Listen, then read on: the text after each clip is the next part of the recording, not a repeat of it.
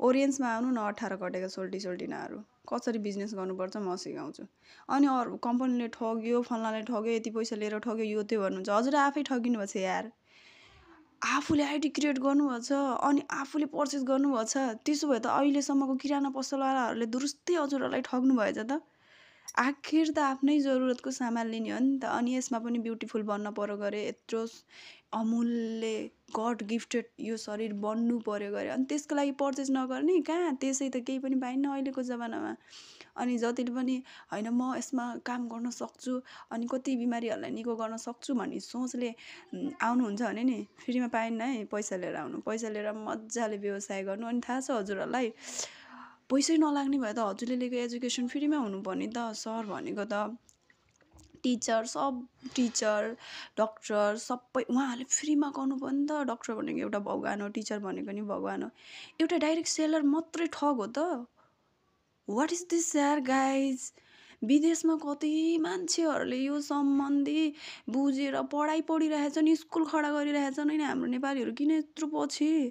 कला संस्कृति दैवी शक्तिले भरिपूर्ण देशमा त झन् डेन्जर सप्लिमेन्टको बारेमा हुनुपर्ने नि त। बेकारको औषधि भन्छन्, यसको औषधि भन्छन्, सब चिज यसैमा खाँदेर यसैमा पुरा फिल्टर गरेर जति पनि भगवानले बनाएको साइन्टिस्टहरू हुनुहुन्छ नि WHO, उहाँहरूले प्रुफ गरेर हजुरहरूको माझमा आछ नि त गाँठे।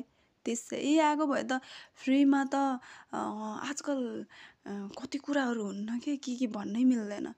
त्यही भएर जो पनि हुनुहुन्छ कमन ओरेन्जमा आएर डिगे मत खतरा काम गरिदिउँ न त। किन पछि हट्ने? नेपालीहरूलाई सधैँ विदेशले मात्रै पत्याउने हो अनि नेपालीहरूले सधैँ त्यो झाडु पोछाले मात्रै पत्याउने हो। जसरी हामी विदेशमा त्यो आफ्नै स्वदेशमा गर्ने नि झाडु पोछा आफ्नै घरमा, आफ्नै देशमा कम्पनीलाई यस्तो मजबुत दामी खतरा गराएर अब नयाँ चिज केही खोल्न लाग्छ त यो हो त्यो। अरे पुरानो सिस्टम गयो यार। पहिलाको जमानामा यो सब इलिगल हो, यताउता नपढेको।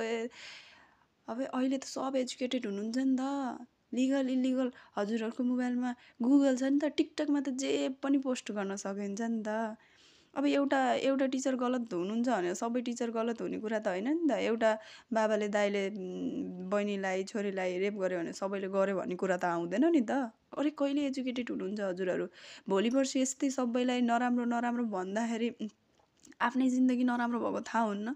त्यो एकचोटि विचार गर्नुहोस् त। यति राम्रो प्रोफेसनल छ, भोलि यसमा बुद्धि पुऱ्याएर काम गर्यो भने हाम्रो छोराछोरीको लाइफ एकदम झिङ्गालाला हुन्छ क्या। त्यही भएर विचार गर्नुहोस्। जसले पनि राम्रो चिजलाई बेकार भन्छ नि सबैको आँसुले बिटोलेको त भ्युज पैसा नि केही काम लाग्दैन र सराप बनेर मुटु कलेजो सबै फुट्छ के गर्छौ?